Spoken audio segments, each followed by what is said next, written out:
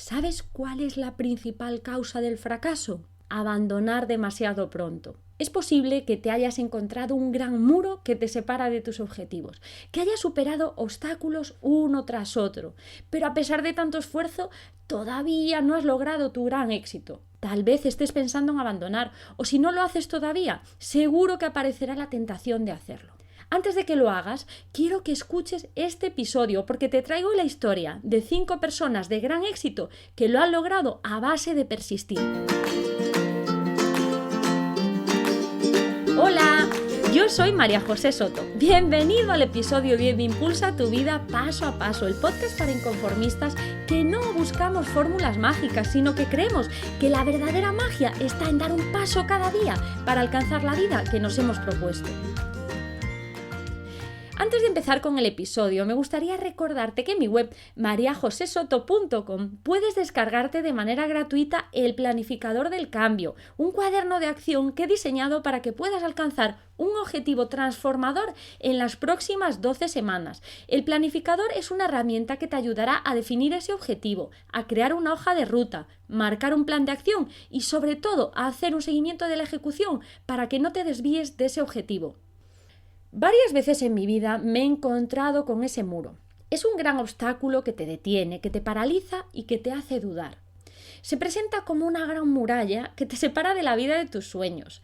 Puede ser desde la falta de financiación para un proyecto, algún inversor o algún socio que se echa atrás a última hora, recibir un no tras otro, a esa gran idea, a ese libro que quieres publicar. La realidad es que es bastante habitual que el fracaso aparezca justo antes de ese gran momento, el momento en que lo logras, el momento en que consigues eso que te habías propuesto. Por eso es tan importante no rendirse y continuar. Y a veces no es fácil. Hemos visto en episodios anteriores que nuestro ambiente, la gente que nos rodea, nuestro mundo alrededor, influye mucho en nuestro comportamiento, en la forma en que pensamos y en que actuamos. Si tienes el ambiente adecuado y te rodeas de gente de éxito, es muy probable que hayas visto en ellos que aplican esa fórmula, la fórmula del éxito, que es la acción constante en la dirección adecuada. Pero es probable que no tengas esos referentes de éxito, que te rodees de gente que no lo ha conseguido, que ha fracasado y ha abandonado, y esa gente difícilmente va a inspirarte para que logres tu propio éxito. Por eso hoy he decidido traer la historia de 5 personas de éxito que lo han logrado partiendo de una situación como puede ser la tuya o la mía, o incluso peor. Es el caso de Li Ka-shing, el primer ejemplo de perseverancia y éxito que he decidido traerte hoy. Es probable que este nombre ni te suene, pero se trata de uno de los hombres más ricos de Asia. Hay mucha gente que ha logrado el éxito partiendo de la situación de pobreza más extrema, pero no conozco ningún caso como el de Li Ka-shing, que haya empezado con tan poco y que haya logrado tanto como él ha hecho. Fue uno de los primeros grandes inversores en Facebook y Spotify y su fortuna se estima en más de 30.000 millones de dólares. Li Ka-shing nació en 1928 en el sur de China y junto a sus padres en el año 1940 tuvo que emigrar a Hong Kong huyendo de la inestabilidad que sufría en aquel entonces el país. Cuando él era todavía muy joven, su padre se murió de tuberculosis y de hecho el propio Li Ka-shing cogió la enfermedad y según comenta él, en varias ocasiones creyó que no iba a ser capaz de sobrevivir. Por suerte sobrevivió, pero la situación de la familia era de tal pobreza que no pudo volver a la escuela y con tan solo 14 años empezó a trabajar en una fábrica de plásticos, unas 16 horas cada día. Durante esos años que estuvo trabajando en la fábrica, aprendió todo lo que pudo sobre esa industria del plástico y con tan solo 22 años decidió crear su primera empresa de fabricación de flores plásticas. Él sabía que era un accesorio que gustaba mucho en Italia y entonces decidió invertir $8.000 en aquel entonces para crear esa primera fábrica.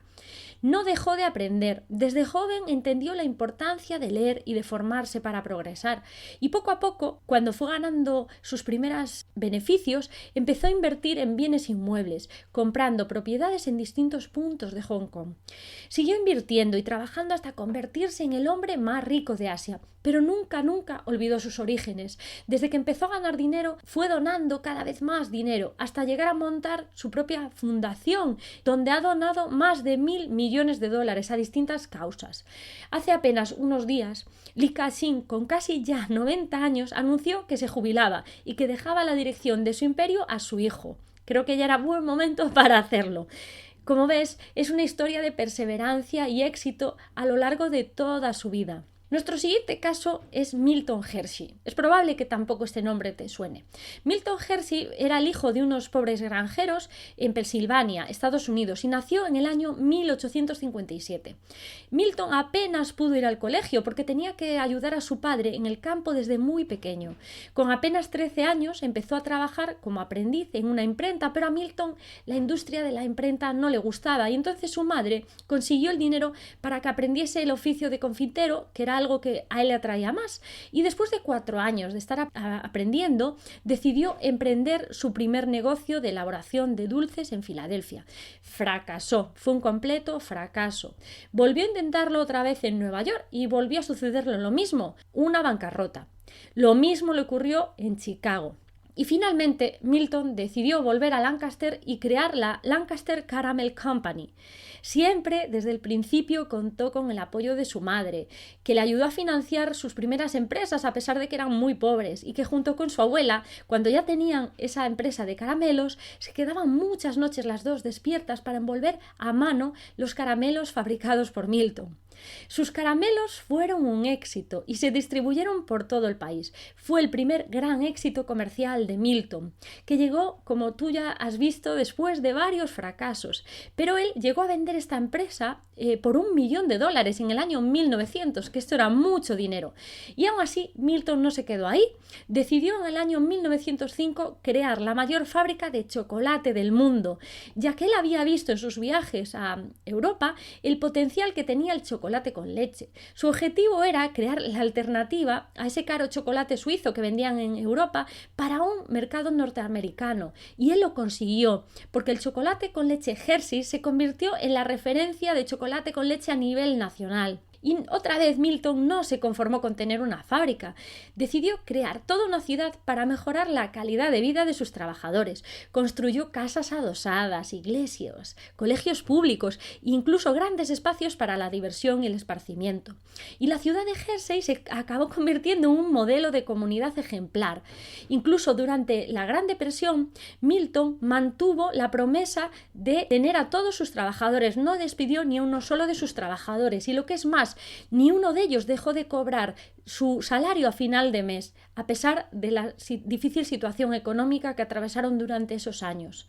Milton y su mujer no fueron capaces de tener hijos y decidieron fundar una escuela para dar la oportunidad a chicos que estaban abandonados y que venían de orfanatos para que tuviesen una profesión y un futuro. Recibían en esta escuela una formación profesional y antes de abandonarla se les entregaba un traje y $100 para que pudiesen empezar y tener esa oportunidad que se merecían. Gracias a esta iniciativa, más de 1.900 niños han recibido esta ayuda cada año. Y nuestro siguiente caso de éxito tras el fracaso es Michael Jordan. Es probable que, debido a los grandes logros que ha alcanzado Michael Jordan, seguramente cuando hablamos de él no lo asocies con el fracaso, pero sí, él también tuvo su propia historia de fracaso, y esta historia de fracaso, de hecho, fue lo que le catapultó al éxito. Michael Jordan fue el cuarto de 5 hijos. Desde pequeño mantuvo una constante competición con sus hermanos, especialmente con su hermano mayor Larry, que era considerado por todos el atleta de la familia.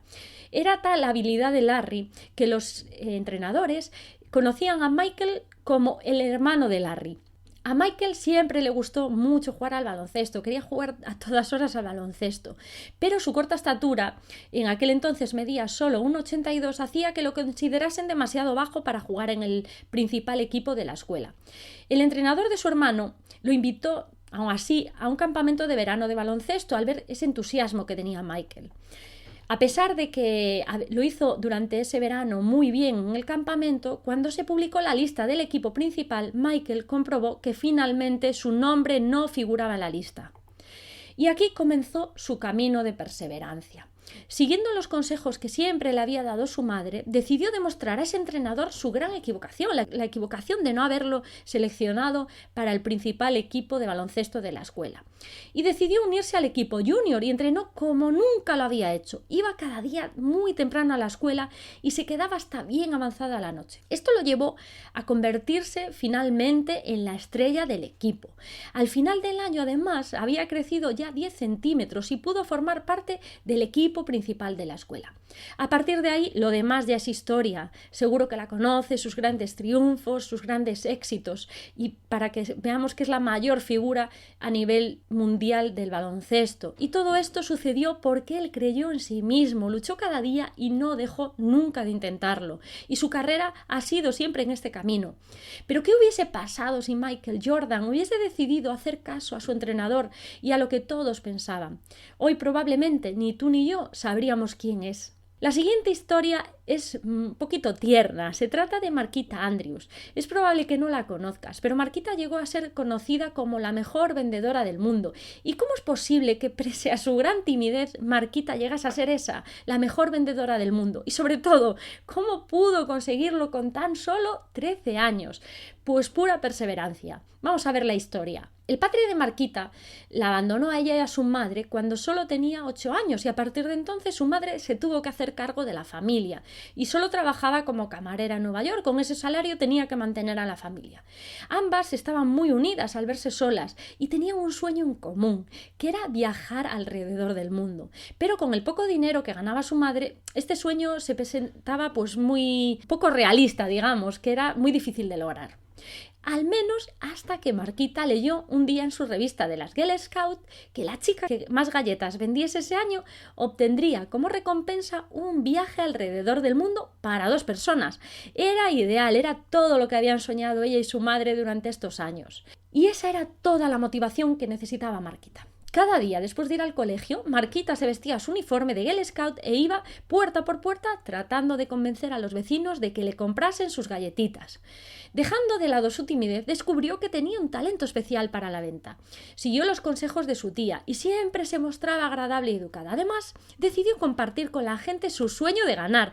Los hizo partícipes de él. Ella ya no vendía galletas, les pedía a la gente que invirtiesen en un sueño. Hola, tengo un sueño. Vendiendo galletitas Girl Scout me gano un viaje por el mundo para mamá y para mí, decía en cada puerta. ¿Te gustaría invertir en una caja de galletitas para ayudarme a mí y a mamá a viajar por el mundo? Ese año, Marquita vendió 3.526 cajas de galletitas Girl Scout y ganó el viaje por el mundo, por supuesto. Con esta determinación no podía ser de otra manera. Y desde entonces vendió más de 42.000 cajitas de galletas. Habló en conversaciones de ventas en todo el país. Fue incluso la protagonista de una película de Disney sobre su aventura y escribió un bestseller llamado Cómo vender más galletitas, Cadillacs, computadoras y todo lo demás. En aquel año miles de niñas en Estados Unidos buscaban lo mismo que Marquita. Todas querían ganar ese viaje alrededor del mundo. ¿Cuál fue la diferencia entre Marquita y estas niñas? Pues su perseverancia. Ella salía cada día sin fallar y sobre todo se atrevió a pedir lo que quería. Marquita afirma que el miedo al rechazo nos lleva a muchos de nosotros a rechazarnos a nosotros mismos y a nuestros sueños mucho antes de que otro tenga la posibilidad de hacerlo. Por tanto, muchos fracasan antes de empezar siquiera porque no piden lo que quieren. Una gran lección que nos deja Marquita.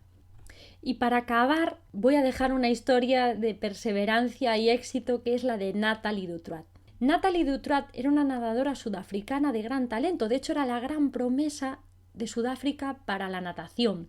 Con tan solo 16 años, Natalie se había quedado a las puertas de clasificarse para las Olimpiadas de Sydney en el año 2000. Ahora estaba empeñada en entrenar todavía más fuerte y clasificarse para las Olimpiadas de 2004. Un día, tras finalizar su entrenamiento, Natalie se dirigía al instituto en su moto cuando de repente un coche la embestió. Aquel día, la vida de Natalie dio un giro totalmente inesperado. Se despertó en el hospital con una pierna amputada desde la rodilla. Para la mayoría, en esta situación, participar en las Olimpiadas se hubiese convertido en algo imposible, pero no para Natalie. Ella solo tenía un pensamiento: salir del hospital cuanto antes y volver a la piscina.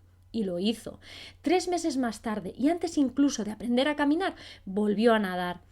Sus habilidades la convirtieron en una estrella entre los nadadores discapacitados. En 2002 batió los récords mundiales de 50 metros y 100 metros libres en los Juegos de la Commonwealth en la categoría de multidiscapacitados.